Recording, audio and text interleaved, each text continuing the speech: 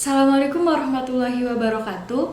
Perkenalkan, nama saya Susi Nurani. Saya salah satu mahasiswi di Universitas Esa Unggul.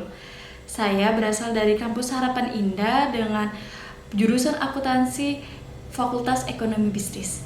Nomor NIM saya yaitu 2021 1012262. Adanya saya di sini akan mempresentasikan tentang diksi atau pilihan kata. Diksi atau pilihan kata ini saya membaginya dalam 4 bagian. Yang pertama saya akan membahas pengertian, yang kedua contoh penggunaan, yang ketiga fungsi diksi, yang keempat syarat-syarat penggunaan diksi. Langsung saja kita masuk kepada pembahasan kita yang pertama, yaitu pengertian. Diksi adalah pilihan kata yang tepat dan selaras dalam penggunaannya untuk mengungkapkan ide atau gagasan sehingga diperoleh efek-efek tertentu yang diharapkan.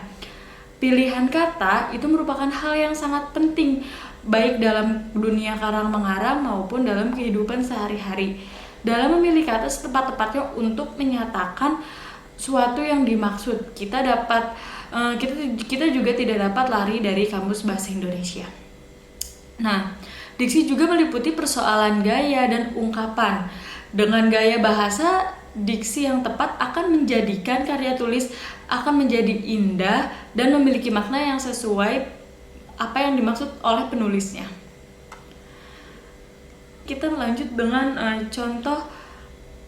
contoh penggunaan diksi. Jadi yang dimaksud dengan diksi atau pilihan kata, saya tekankan lagi, merupakan tindakan memilih kata yang tepat yang digunakan oleh penulis untuk menyatakan sesuatu. Contohnya seperti berikut. Yang pertama ada kalimat diam. Yang kedua, tutup mulut, jangan berisik, saya harap Anda tenang. Dapatkah Anda tenang sebentar? Dari 5 kalimat di atas merupakan ungkapan-ungkapan yang sama yang dasarnya mengandung informasi untuk membuat seseorang diam dulu dan tenang dulu. Tapi dalam 5 kalimat tersebut memiliki kata-kata yang berbeda-beda dan harus digunakan pada kondisi yang sesuai. Contohnya seperti diam, tutup mulut, itu mungkin dalam kehidupan sehari-hari dengan keluarga atau dengan teman yang sudah tahu karakteristik kita. Tapi seperti yang saya harap Anda tenang, dapatkah Anda tenang sebentar, itu mungkin digunakan pada konteks resmi gitu ya. Nah, ungkapan yang tadi itu kan dasarnya sama ya, informasinya sama. Perbedaan pilihan kata itu yang dapat menimbulkan kesan dan efek komunikasi yang berbeda pula. Kesan dan efek itulah yang perlu dijaga dalam berkomunikasi jika kita tidak ingin sesuatu pembicaraan menjadi terganggu ataupun jadi canggung gitu ya. Nah, kita sudah membahas contoh diksi, kita akan lanjut ke fungsi diksi. Fungsi diksi dalam karangan ilmiah, diksi dipakai untuk menyatakan sebuah konsep, pembuktian, hasil pemikiran, atau solusi dari suatu masalah. Adapun fungsi diksi antara lain yang pertama, melambangkan gagasan yang diekspresikan, melambangkan gagasan yang ingin diekspresikan. Nah, maksudnya tuh gimana melambangkan gagasan yang ingin diekspresikan? Pemilihan kata yang baik dapat menjelaskan maksud dalam sebuah gagasan yang ingin diekspresikan sehingga tidak ada gagasan yang terlihat buruk dari segi bahasa. Yang fungsi yang kedua, membentuk gaya ekspresi gagasan yang tepat.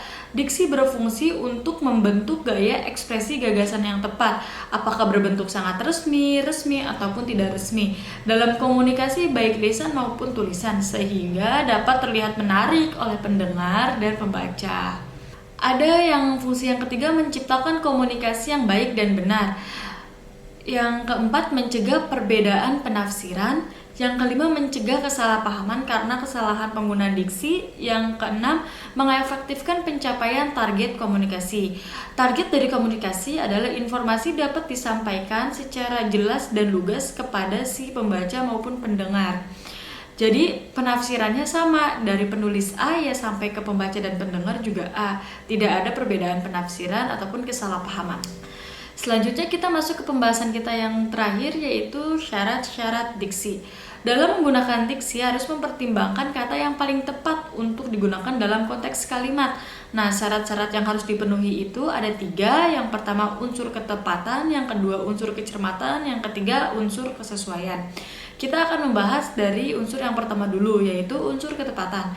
Kesesuaian kata dapat diartikan secara sederhana apabila diksi yang digunakan tidak merusak suasana atau menyinggung orang baik pendengar maupun pembaca.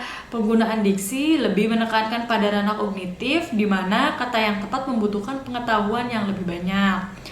Nah, yang kita masuk ke unsur yang kedua, yaitu unsur kecermatan. Kecermatan dalam pemilihan kata berkaitan dengan kemampuan memilih kata yang benar-benar diperlukan untuk mengungkapkan gagasan-gagasan tertentu.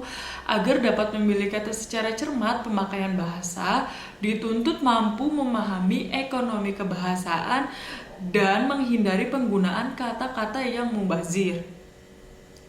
Adapun yang dimaksud dengan ekonomi bahasa adalah kehematan penggunaan unsur-unsur kebahasaan. Dengan demikian, kalau ada kata atau ungkapan yang lebih singkat, kita tidak perlu menggunakan kata atau ungkapan yang lebih panjang karena hal itu tidak ekonomis.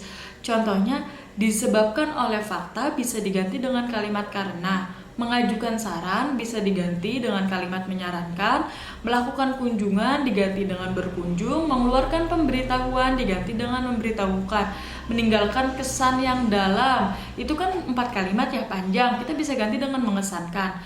Nah, sementara itu maksudnya tuh gimana sih kemubaziran itu? Nah, mubazir itu sebenarnya pada dasarnya itu kata-kata yang kehadirannya dalam konteksnya itu harus benar-benar dibutuhkan, dan kita menghindari penggunaan kata-kata yang tidak dibutuhkan. Nah, penyebab kemubaziran tuh apa sih? Yang pertama ada penggunaan kata yang bermakna jamak secara ganda. Yang kedua, penggunaan kata yang mempunyai kemiripan makna atau secara fungsi ganda. Yang ketiga, penggunaan kata yang bermakna saling secara ganda. Yang keempat, penggunaan kata tidak sesuai dengan konteksnya. Unsur yang terakhir dalam diksi pilihan kata itu kesesuaian. Nah, kesesuaian ini maksudnya gimana? Secara sederhana, apalagi diksi yang digunakan tidak merusak suasana atau menyinggung orang yang mendengar atau membaca. Bentuk kesesuaian diksi ini akan terkait dengan penggunaan ragam baku menggunakan kata yang lebih sopan atau sesuai dengan konteks dengan keadaan sekitarnya. Hal-hal yang harus diperhatikan untuk mencapai kesesuaian ini, yang pertama, menyadari eksistensi bahasa baku dan bahasa non-baku, menyadari konteks sosial bahasa. Yang ketiga itu menyadari eksistensi kata kajian dan kata populer. Yang keempat, menyadari adanya jargon, slang, dan kata percakapan. Baik, mungkin ini saja yang kita sudah bahas. Gimana? Mudah ya dalam pilihan kata atau diksi ini? Semoga ini dapat menambah pengetahuan kita semua. Kurang lebihnya mohon maaf. Wassalamualaikum warahmatullahi wabarakatuh.